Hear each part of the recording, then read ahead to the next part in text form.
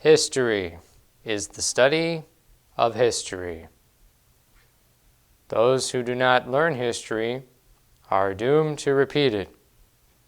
Sorry, I almost fell asleep because this course description is so boring.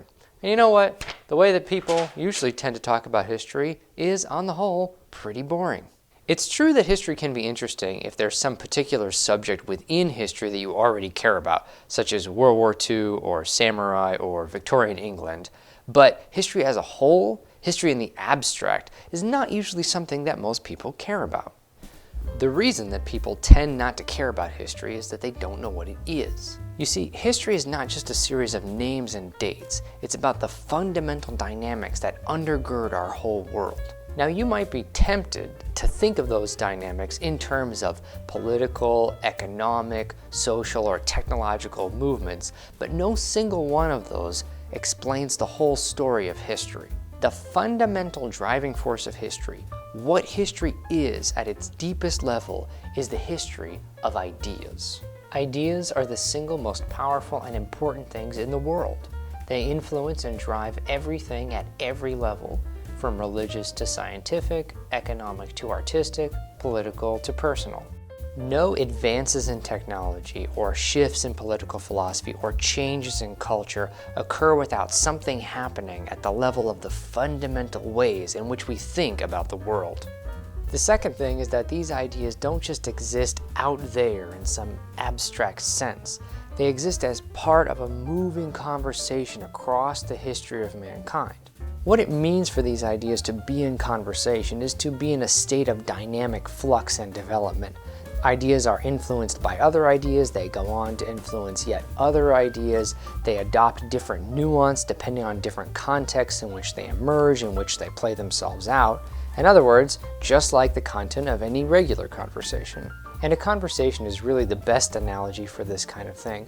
Imagine yourself walking into a party 2 hours late and everybody is engaged in this dynamic conversation about all kinds of things that's been going on for the last 2 hours, and you come in and you're trying to understand what people are talking about, but you're going to have a hard time doing that because you haven't been there for the last 2 hours and heard all the different points that have been made and how the conversation has evolved over time. Western civilization is like that too, except the conversation has been going on for a lot longer.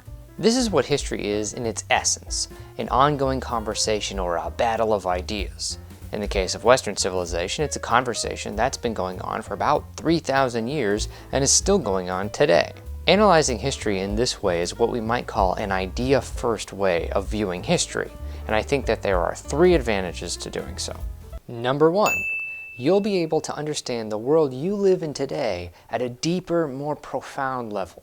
You see, these ideas have influenced everything about the world you live in almost every way, even the way you think about the most basic things in your life. To get to know these ideas better, therefore, is to get to know the world better. And why wouldn't you want that?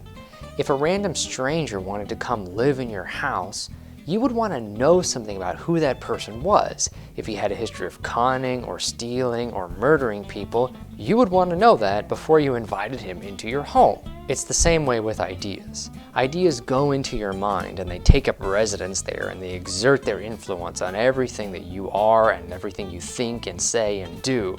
So just like with a random stranger wanting to stay over, you want to know where these ideas came from and what they're like before you just invite them into your mind and your soul to influence you.